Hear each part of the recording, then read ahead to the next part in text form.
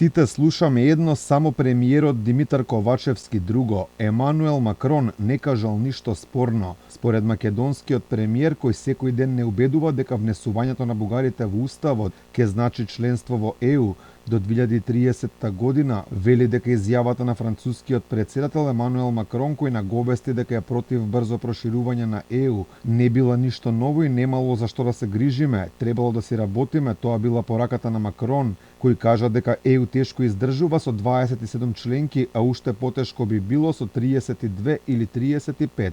Што се однесува до изјавата на претседателот Макрон, таа не се разликува од оваа изјава, ниту па од неговата претходна изјава, кој што вели дека во Европската Унија се пристапува според реформите кои што се направени. Тоа значи дека оние кои што ќе ги направат своите реформи побрзо и ќе ги исполнат критериумите на Европската Унија, тие ќе станат членки на Европската Унија пред оние кои што нема да тоа го направат. Додека од странскиот фактор добиваме извештај дека мораме да работиме на корупцијата, условите во правосудството и што уште не, Ковачевски сепак останува оптимист. До 2030-та ќе сме биле првата земја од Западен Балкан членка на Европската Унија. Лидерот на опозицијата Христијан Мицкоски пак вели дека со оваа власт немаме европска иднина. Нивната единствена цел била што подолго да ги задржат своите удобни фотели.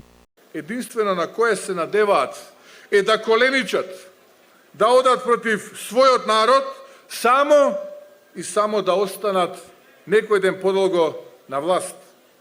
Но секој украден залак од народот ќе им преседне, тоа јас им го ветувам. Ќе има одговорност и тоа тие го знаат. Затоа се смртно уплашени од избори. Но епското бегање од избори не може да трае вечно.